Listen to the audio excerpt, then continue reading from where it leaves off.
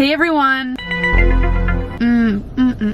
Wow, there's nothing I love more than trying to get over my fear of people looking at me in my car while I'm filming, just like, you know, men driving by, and then seeing them just stare at me, give me a look, and then I fucking chicken out and throw my camera on the side of the car like I did just now. Now that I'm alone. Welcome to the most stressful week of my entire life. I think I've actually reached maximum capacity of stress that I could possibly handle. Every single day from like 11 to 7, I have been selling my clothes on Depop, shipping my clothes on Depop, which genuinely takes fucking hours. Depop is like the most time-consuming thing. Then, in the middle of selling things on Depop, I've been like going through certain sections of my room. Like I started with my closet. I did the top rack of sweatshirts, organized all that, decided what I was gonna bring, what I was gonna save for home for when I do come back, and then what I was gonna sell. Then I've been doing all my shoes the past few days, put almost every single pair of shoes into a giant IKEA bag that's just like a million fucking pounds. I did all my jeans, my skirts, my pants, but I literally feel like I've made no progress when it comes to moving. Even though I'm showing you clips right now as I'm talking of like what I've accomplished so far, if you look at my room still, it's a disaster.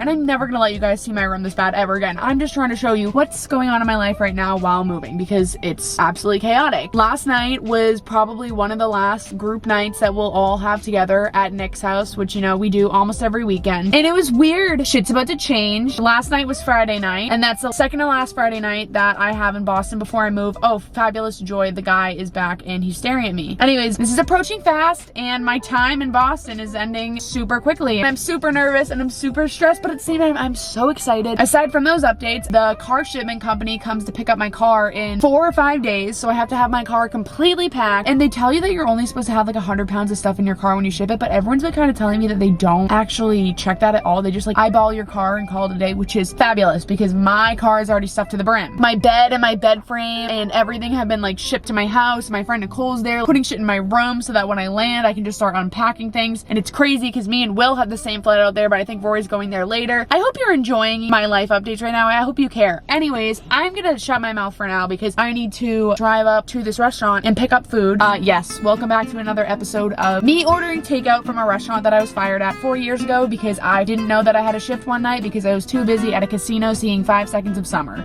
What the fuck was my high school experience? I don't know. But they have really good pretzels. Also, I made a pretzel review Instagram recently. It has almost 4,000 followers. I don't know why, but it's really humorous and I'm glad everyone's enjoying it as much as I am. So if anyone knows any good pretzel places in LA, please let me know because I'd love to review them in 2 weeks. All right. I also ordered a chicken and cheese quesadilla, but that's not nearly as important as ordering a pretzel. I'm gonna drive up and pick up my food now. All right. The goods have been secured. I see the pretzels and I see my mom's salad and I'm driving, so I don't really have another hand right at this moment to lift up the salad and show you my quesadilla. So you know what? I'm not gonna show you it. I'm gonna go home and enjoy these and just simply enjoy my night. So I'll talk to you tomorrow. Ooh, baby, I love your way every day. Before we carry on to all of the mental breakdowns that I'm going to have throughout this video, I just wanted to say thank you to Skillshare for sponsoring today's moving vlog. Skillshare is an online learning community with thousands of inspiring classes for creative and curious people to explore new skills, develop existing interests, and get lost in their own creativity. Right now, I am actually taking the Transforming Footage into Evocative Travel Stories class by Oliver Astrologo, which I'm learning so much from right now because I really want to get better at travel montages and travel vlogs. I feel like I have a lot to learn. The class is actually helping me because there's a lot of tips and tricks that I just didn't know until now. Creative challenges and productivity classes are a great way to help you structure your time, make better use of it, and set up achievable goals that you can accomplish. With Skillshare, you also have the chance to use your unique creativity for social good, which is needed more than ever. Now, boy, do I have the offer of a lifetime for you. The first 1,000 people to click the link in my bio are gonna get a free trial of a Skillshare premium membership, and then after that, it's only around $10 a month to just keep you productive and learning. Anyways, thank you so much to Skillshare for sponsoring this video, and now back to a mental breakdown from me. I literally look like I just came back to life and rolled out of my grave. Ah, my God. I should really do myself a favor and get a spray tan this week and look like a healthy, functioning human being and not someone that's getting more and more pale by the second. It's 1:34. I just slept in literally all day. I have been so fucking tired. Like, I really needed the last 2 days off from like packing my room and being useful because I'm like shit-faced, but like in the aspect of like not shit-faced drunk, like shit-faced like exhausted. But you know what? Just got my my medium iced caramel. I knew they didn't put fucking caramel on this. This does not taste like caramel at all. Okay, I guess I just have a medium iced latte with almond milk. That blows. And then also, if you haven't had Dunkin's new bagel minis, these are absolutely fucking everything. Yep.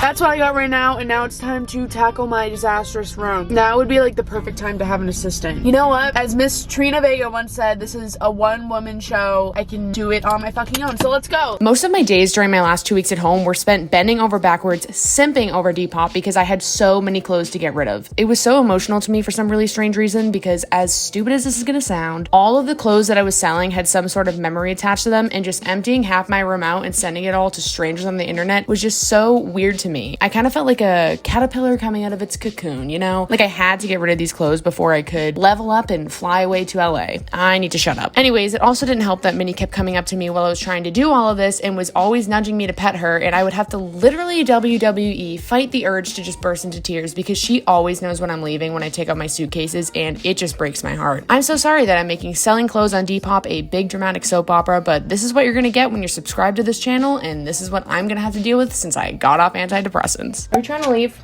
What are you trying to do? Oh, she wants to say. I literally spent all day packing 2 giant suitcases that I'm going to check on the flight. I took care of all the Depop orders. I thought that I would have nothing else to list, but I found more stuff as I've continued to go through my room that I need to sell. So, oh god, this is literally never ending. It's Sunday night right now. Minnie's in my room crying because my mom is doing a fire outside and Minnie's scared of fires. My old best friend from middle school is actually coming over because we ran into each other at a bagel place in our town the other day and decided that we should probably catch up before I leave. Minnie, the fire's not that scary.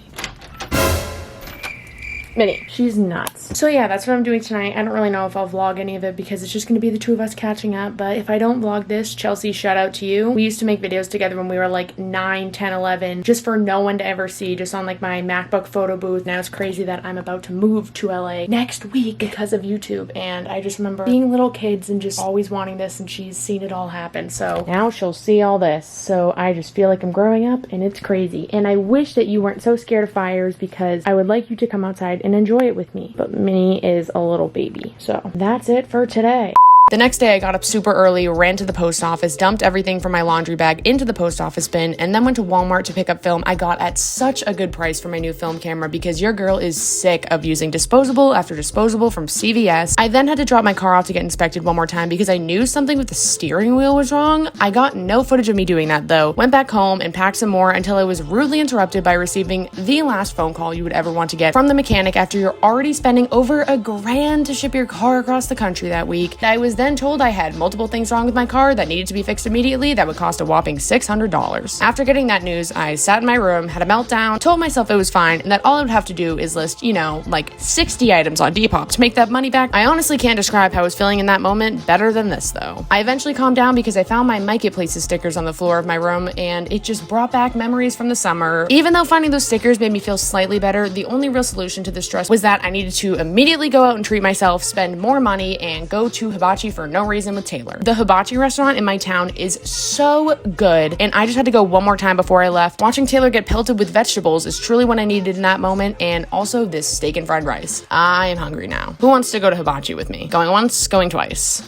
Today, my car is leaving. It's all packed, it's ready to go, and it's being picked up and shipped off across the country in the next 3 hours. I did just go to Boston and get my last spray tan at Bright Bar for a while because I wanted to be bronzed and glowy. My spray tan still needs to like set in and like develop, but I did get one. Anyways, I wanted to tell you the story of how I literally almost got evicted from this house before I've even been to it yet. Was I really shocked that this happened? No, but I still cannot believe this. I just feel like now is the perfect time to tell you this story because I'm moving into this house in 5 days, and I almost wouldn't be doing that because of, you know, what happened. Basically, finding a house was the most draining and exhausting thing I've ever done in my entire life. The amount of realtors I talked to over the course of like 2.5 months on the phone every goddamn day, being told so many times like, oh no, like you're actually not gonna get this house, sorry, it's not gonna work out, we went with another tenant that applied, blah blah blah, you don't have enough this, that, the other thing. It was draining. The market in LA is very competitive and it's very small off the bat, but after September 1st, nothing was being listed. And I knew that I needed to move to LA by mid-October. We were like pretty much giving up. And I was kind of just like, I haven't been rushing this, but also at the same time, like maybe I'm not going to move when I want to. Maybe it's going to be like the middle of January that I finally find a house. I don't know. I just was really giving up hope. We were all exhausted and drained. And I was just sick of crying over houses on Zillow. Until this one house got listed the second week of September, and it had 5 bedrooms in it. And that's what we were looking for. And there's barely any 5 bedrooms out there to begin with. So I was like, okay, let's click the link of this house and see if it could work. It was a great option. The price was good. It was big enough, and it had a pool, it had a yard, it had a gated fence. And I was like, you know what? I can make this house a home. This can be my home. My friend out in LA went and toured it. It was great. And we decided that we were going to apply for it. So we applied for it. The real estate lady or the landlord is like this really sweet, almost 80-year-old woman. Like she could be like my grandmother. Speaks like kind of broken English. And she was just like the sweetest thing. And from day one, she was like, I really liked you guys' application. A few other people applied, but it's all groups of guys. To be quite honest, I'm more comfortable communicating with a girl because I've had bad experiences with leasing houses to all guys. And I was like, oh, well,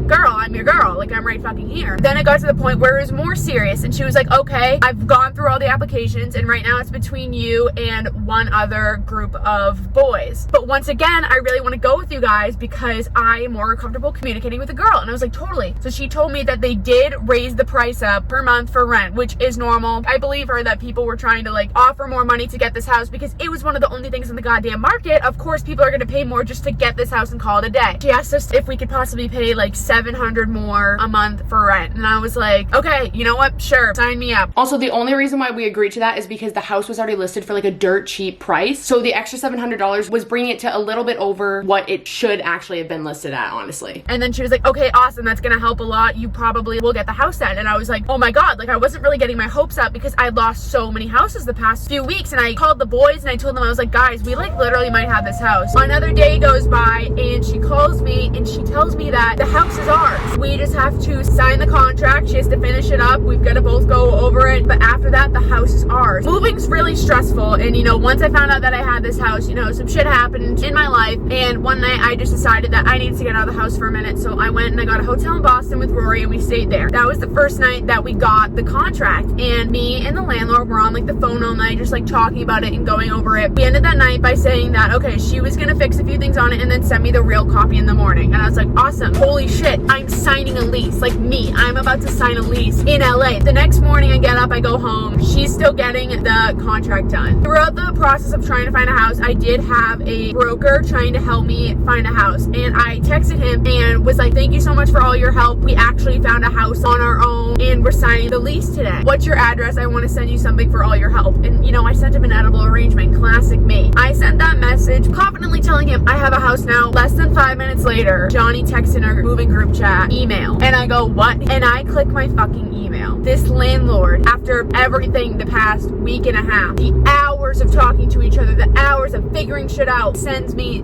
this. Dear all, my partner and I have been having an argument about you renting the house on blank. When I shared with her my conversation with the two of you and the fact of how young and fresh to the business you are, she thinks I am making the wrong decision. I have been having an agonizing time how to break the news to you since last night, but I don't have any other choice. We have decided to move on, continue marketing the house. You guys are 4 beautiful young people, but we feel that this deal is unfair to you guys and unfair to us, the owners. I am sure you guys are going to have great success in your life as you have met success as young as you are, and the house will probably find a tenant. I hope you forgive me and move on. With much love. Now, I already had the lease at that point. I had sent it to all the boys and we were all literally about to sign it. And then right after she sent the lease, she sends me that fucking email. And in that moment, I literally felt time stop. I felt my heart stop and I just started sobbing. I was like, no, not happening. This is not happening. Like, what the fuck is going on? And I called Rory. Rory on the phone was kind of just like, dude, I don't know. I don't think there's anything to do. She just said what she said and someone somewhere along the lines is concerned about our age. And he was just like, Caitlin, I don't think there's anything else to do. Like, I just don't think this house is ours. And I was like, no, you don't understand. If we don't get this house, we're not going to move anytime soon. I call her immediately. She answered. She's like, hello? I was like, hold on. What's going on here? What are you talking about? She was like, I'm so sorry. My business partner is trying to talk me out of this because you guys are so young young. They're worried that you guys are gonna pay rent each month. And I kept telling her, I was like, you have how much we make and it's stable. We wouldn't be applying for a place that we couldn't afford comfortably. Why would we set ourselves up for failure moving all the way out to LA to pay a rent that we couldn't afford? And it was like a normal priced rent, not anything crazy. I'm not buying like a team 10 house. I was like, ma'am, I will do absolutely anything. What can I do in this moment in time to prove to you that money in our age is not an issue? She was like, okay, is there any way you can pay an additional month's rent up front? I was like, oh, done. That's all it takes? Is that all you need? She's like, you get a co-signer. And I was like, oh my God, no. None of our parents want to be co-signers for me and all my young 20-year-old friends living in a house. I was like, I don't know. But I didn't tell her that. I was like, yep, we can get a co-signer. I'll have one back to you in like an hour. And she was like, okay, baby, like awesome. Like if you can do that, I think we can pick this back up. And I was like, God damn, why would you send an email like that if there was like a slightly simple solution? So I burst into tears when I get off the phone. I'm telling my friends, I'm like, okay guys, we have like 30 minutes to figure this out. Can any of your parents be the co-signer for this house? And they're all like, no, there's no way. And I was like, oh God, I have to ask my mom. My mom is the absolute fucking best, okay? She wants me out of the house and to follow my dreams as much as I want to be out of the house, which I'm so grateful for. And I just come outside fucking sobbing, not even trying to guilt her or anything. I was just like, Mom, I don't know what to do right now, but you're gonna lose this house right now if we don't have a co-signer. I completely understand if you or dad don't want to do it. All my friends' parents don't want to do it. But like, this is a situation. I might not be moving out soon anymore. I can't believe she turned around and did this when we have the lease and I'm in the middle of signing it. She was just like, okay, give me like 30 minutes. Let me figure it out. Let me think about it. Tell me everything it entails. And I was like, okay. And I talked to the landlord again. She was like, we literally will never contact your mom. This is just in case you guys fall back on rent money and we just have someone else to, you know, cover it, worst case scenario. My angel of a mother comes into my room and is like, oh, God damn it, Caitlyn, I'll do it. I just started crying again. I was like, I don't even know if it's gonna work. I don't even know if she's gonna accept it. I don't even know if I like have this house still. Maybe the landlord was saying that to get me to shut up. I really don't know if I actually have a chance of having this house again. So I call her and she's like, hello, sweetheart. I'm like, hey, honey. She was like, okay, calm down, breathe. We got this. I want you to have this house as much as you want to have it. She was like in tears on the phone, just telling me this. And I was like, ah! So she was like, okay, let me talk to my partner. I'll call you back in 5 minutes. Calls me back in 5 minutes and we have a house. This went on over the span of like 2.5 hours. And when I tell you it was the longest 2.5 hours of my life, I mean, it was the longest 2.5 hours of my life. I felt like I was playing Deal or No Deal with fucking Howie Mandel. And I picked a case and the case was about to open and I was about to find out if I was going home with $100,000 or $0. Instead of just like a 10-second dramatic pause to find out what the case says, it went on for 2.5 fucking hours. That's the story of how I almost got evicted from the house that I haven't even stepped foot in. I haven't caused any issues in, not gonna cause any goddamn issues in it. This is my house. I have to be responsible with it. My main takeaway from this story is communication is key. Being nice is key. Meeting in the middle with people is also fucking key. The way you present yourself and the way you talk to adults really will go a long way when it comes to stuff like this. I am a gold medal Olympic gymnast. I'm glad that I figured it out. My friends all owe me a drink for dealing with all this shit the past 2 months. Boys, if you're listening to this, I'm expecting shots at Saddle Ranch, Hollywood Fix. I'm expecting you to get footage of that. I just can't believe my life sometimes. Anyways, now it's 1:20. I'm almost home. My car is taking its last grand detour around my hometown for the last time ever. I'm gonna play Let's Groove by Earth, Wind, and Fire and get ready to say goodbye to my car. Let's groove tonight. Share the spice of life. Baby, slice it right. We gonna groove tonight. Guys, I'm nervous. I'm standing outside waiting for the truck to come and pick up my car and I'm literally shitting bricks. I can't believe my car is about to leave. Like, it's officially official once this goddamn guy gets here. Oh, I'm so stressed. But this is exciting. This is fun. The hard part's really the hard part's not over. Oh my God. Like, it's just like really real now.